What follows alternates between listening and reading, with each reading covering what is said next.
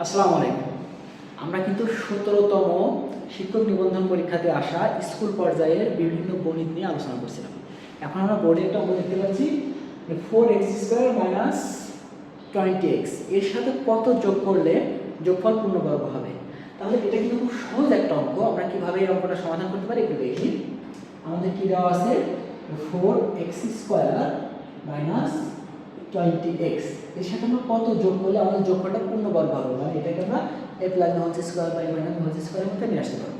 ওকে, আচ্ছা তাহলে এটা আমরা সমাধান করি। আচ্ছা, তার আগে একটু কথা বলে রাখি, আমি কিন্তু প্রত্যেকটা অঙ্ক বিস্তারিত সমাধান করাই। আমি কিন্তু শর্টকাটে কোনো অঙ্ক করতে হবে বা সহজে কোনো অঙ্ক করতে হবে এমন অঙ্ক কিন্তু খুব কম করাই, এবং করালেও তার বিস্তারিত সমাধান করে দিই। কেন?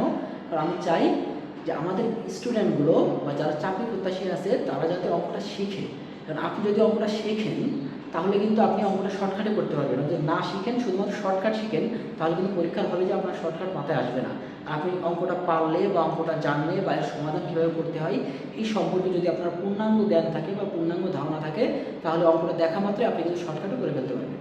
এই জন্য আমি চেষ্টা করি যে বিস্তারিতভাবে আলোচনা করতে। ওকে, তাহলে আমরা এই অঙ্কটির সমাধান একটু দেখি।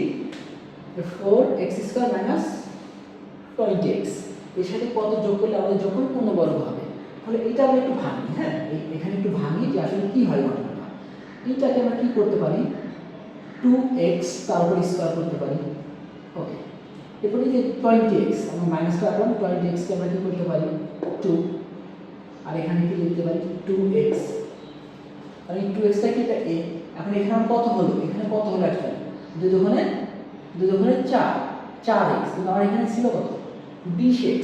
তাহলে বাকি আছে কত, বাকি আছে কিন্তু এখনো 5x। বুঝতে পারছেন? মানে আমি এটাকে ভাঙছি, কিন্তু এটাকে যে 20 আছে 20টা আমি ভাঙলাম, ভেঙে 2x করলাম, কারণ এখানে 2x করছিলাম, 2x তার সাথে একটা 2 গুণ করলাম, তাহলে কত হলো 2 দুগুণে 4, 4 5 20। আমার সাথে এটা মিলে।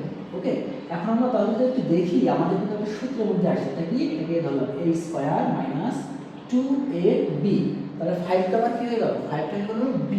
তাহলে এইখানে আমি 5টাকে একটা স্কয়ার করে দেব। এই যে 5টাকে স্কয়ার করব, এটা কিন্তু আমার এখানে বেশি দেওয়া হয়ে গেল, তাই না?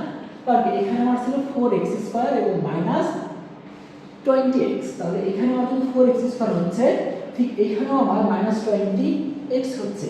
তাহলে এই সূত্র মেলানোর জন্য আমরা এখানে কিন্তু 5² বেশি দেওয়া হলো, সেজন্য আমরা এখানে কিন্তু 5² বিয়োগ করি। এই পর্যন্ত আশা করি সবাই বুঝতে পারছি। তাহলে এইখানটাতে যদি আমি এখন দেখি, এইখানটা এটা কি হয় a² - 2ab + b²। কারণ আমার এটা কি হচ্ছে, আমরা যদি এখানে একটু মার্কিং করি, এটা কিন্তু a² - 2ab + b²। তাহলে এটা কোন সূত্র পড়ে, এটা পরে হলো a - b² a - b²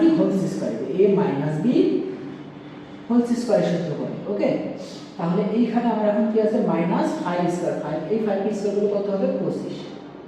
কারণ অ্যাকচুয়ালি এটা পূর্ণবর্গ হয়ে গেল, এটা আমার কি হয়ে গেল, এখন এটা কি পূর্ণবর্গ হয়েছে না? এই এতটুকু কিন্তু আমরা পূর্ণবর্গ করতে পারছি। আসলে কার জন্য করতে পারছি, আমরা পূর্ণবর্গ করতে পারছি, কারণ এখানে আমি যে 5² যোগ করছি। তাহলে 5² যোগ করা মানে কি 25 যোগ করছি।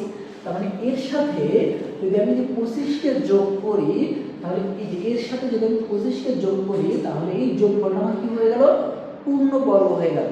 সেজন্য এই 25ই হবে হলো আমার এর সঠিক উত্তর। আশা করি সবাই বুঝতে পারছেন। তাহলে 25 আছে কোথায়, এই যে ঘ, তাহলে এই ঘ হবে সঠিক উত্তর। এখন আপনি যদি এটা বিস্তারিতভাবে শিখেন, তাহলে পরীক্ষা হলে আপনি কিন্তু শর্টকাট তৈরি করতে পারবেন। আর যদি বিস্তারিতভাবে না শিখেন, আপনি যদি শর্টকাট শিখেন, তাহলে পরীক্ষা হলে আপনি শর্টকাটে করতে পারবেন না। ওকে, সকলকে ধন্যবাদ।